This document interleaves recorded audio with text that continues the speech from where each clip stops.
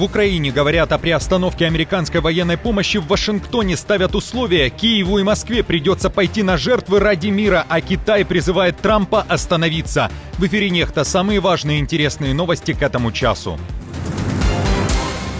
Масштабный обстрел после заявлений о мире. Россия бьет по Одессе и другим городам Украины. Зеленский кусает руку, которая его кормит. Жесткие заявления из Белого дома. Президента Украины призвали бежать из страны. Чем грозит приостановка военной помощи?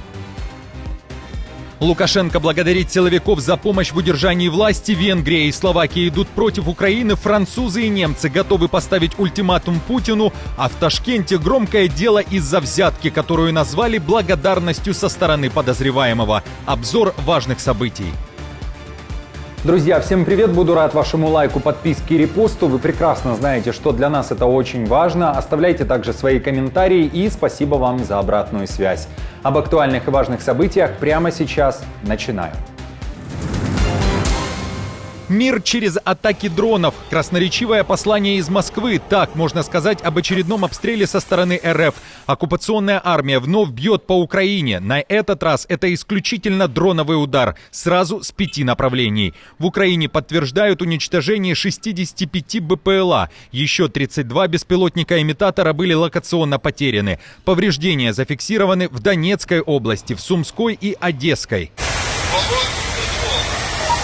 Украина наносит ответный удар вновь по российским НПЗ, которые снабжают фронт. Россияне сообщают о взрывах в Ростовской и Самарской областях. Прошу всех, кто обнаружит упавшие беспилотники, а также их части, ни в коем случае не приближаться к ним и не трогать обломки. Это опасно. Сразу же сообщайте о найденных предметах в экстренные службы. В Курской области происходит изменение линии фронта. Согласно данным украинского мониторингового канала Deep State, ситуация не на стороне ВСУ. Украина лишилась контроля над 40 квадратными километрами территории российского приграничья. Часть земель, которая до этого контролировалась украинцами, перешла в серую зону, которую теперь не контролирует ни одна из сторон. Издание агентства уточняет, что в этой серой зоне оказалась территория в северной части основного выступа ВСУ, между селами Погребки и Русская Поречная. Сами Погребки еще в понедельник, согласно данным Deep State, перешли под контроль России, а российская Минобороны сообщала о захвате села в конце февраля. Русская Поречная никогда не была под контролем ВСУ. В свежей военной сводке Генштаб Вооруженных сил Украины сообщает, что за сутки украинцы отбили сразу 29 атак россиян только на Курском направлении. Войско Кремля активно наносит удары с помощью авиации. Кроме того, более 300 раз были обстреляны позиции ВСУ из артиллерии, и это данные лишь за сутки. Зеленский, напомню, говорил, что Украина не собирается забирать себе российскую территорию, но, возможно, готова обменять ее на украинские земли в рамках будущего соглашения о мире. США приостанавливают военную помощь Украине. Топ-тема во всех мировых СМИ. В ночь на 4 марта такая информация появилась на первых полосах изданий. Зеленский должен извиниться. Президенту Украины необходимо захотеть мира, быть благодарным. А еще он укусил руку, которая его кормит. Об этом пишут западные СМИ со ссылкой даже на Белый дом. Трамп за несколько часов до появления сообщений о приостановке военной помощи заявил следующее. Я просто думаю, что он должен быть более благодарным, потому что эта страна оставалась с ними, несмотря ни на что. Мы дали им гораздо больше, чем Европа.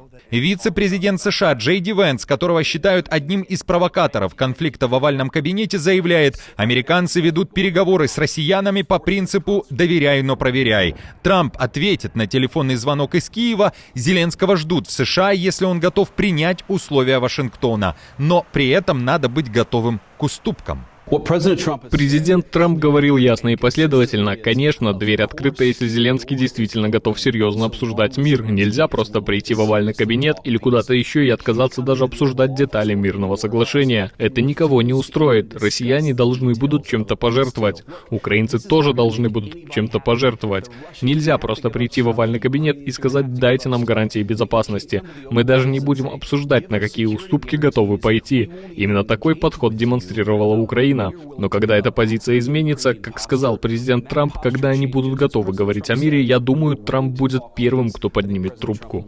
Илон Маск вообще заявил, что Зеленскому стоит бежать в нейтральную страну и освободить место на Банковой. Тем временем ведущие военные аналитики уже рассуждают о последствиях остановки американской помощи.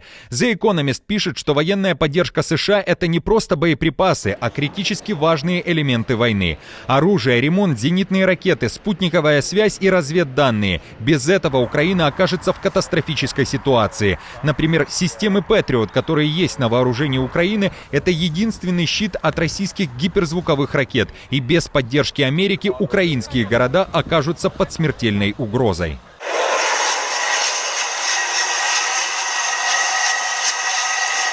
Интернет Starlink – глаза и уши фронта. Пока сеть оплачивает Польша, но контролирует США. Украинские медиа тем временем пишут, что пока никаких изменений в предоставлении разведданных для Украины со стороны Америки не произошло.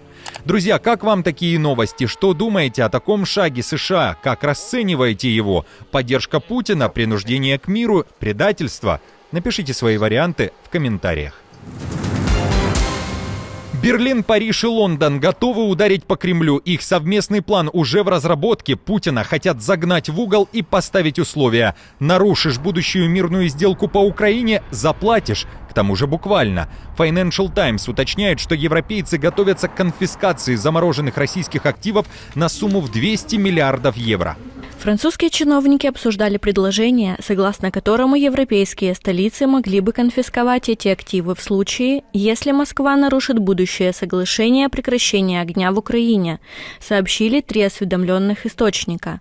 Это рассматривается как часть усилий по обеспечению гарантий безопасности Киеву после конфликта.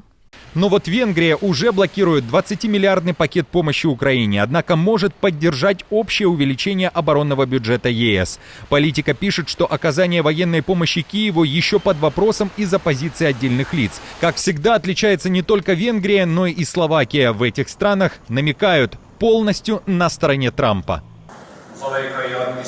Наш премьер-министр также ведет переговоры с президентом Трампом, и они состоятся на предстоящей неделе. Самая важная тема – это мир, его возвращение в Украину, поскольку мы видим, что многие лидеры ЕС пытаются помешать усилиям президента Трампа. Мы, люди, которые уже 3 года живут в тени войны, абсолютно поддерживаем усилия президента Трампа по достижению мира. Очевидно, что соглашение между США и Россией станет ключом к миру.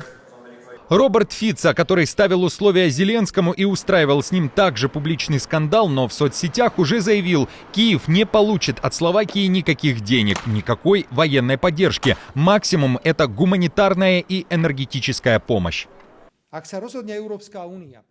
Если ЕС решит продолжить масштабную финансовую и военную поддержку Украины, это должно происходить исключительно на двусторонней основе. Словакия не будет поддерживать Украину ни в военном, ни в финансовом плане, когда речь идет о продолжении войны. Торговая война в самом разгаре. В Америке вступили в силу жесткие пошлины. 25% на товары из Канады и Мексики, 20% на продукцию из Китая. Среди причин, по которым Трамп решил воевать в такой способ, наркотики, мигранты и угроза из Поднебесной. Но США тоже прилетает ответ. Канада вводит зеркальные тарифы на американский импорт. Под удар попали культовые американские товары: бурбон, пиво, бытовая техника и даже апельсиновый сок.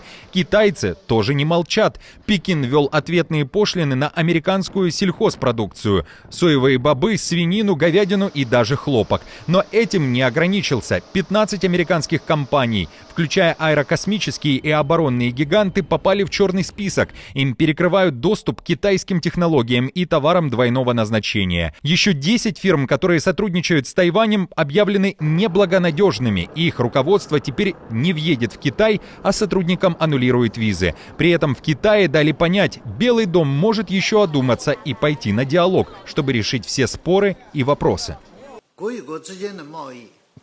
Одностороннее введение тарифов со стороны США нарушает правила Всемирной торговой организации, подрывает безопасность и стабильность глобальных производственных и поставочных цепочек. Мы надеемся, что США будут работать с Китаем в одном направлении и искать решения через равноправные консультации. Неожиданный оборот в Ташкенте. Следователь в кабинете принял благодарность и попался на взятки. Он был пойман с поличным, когда в руках оказались $500. Сама сцена как из кино. Блюститель порядка утверждает, что все произошло по ошибке, что это не взятка, а благодарность за быструю работу. Так подозреваемый решил сказать спасибо за то, что его не заключили под стражу, а отпустили под залог. $500 благодарности следователю передали в паспорте, а он был и не против. Теперь никакой сентиментальности. Жесткий приговор, 2 года тюрьмы и запрет на работу в МВД на 3 года. Издание «Кун-Уз» приводит слова следователя, который оправдывался в суде. Я предъявил обвинение по статье 276 части 2 Уголовного кодекса и передал обвиняемому копию постановления о применении меры пресечения в виде залога. Он сказал, что хочет поблагодарить меня за быстрое рассмотрение его дела и оставить $500. Я ответил, что просто выполняю свою работу и не нуждаюсь в деньгах, а если он захочет, может выразить благодарность после оглашения приговора.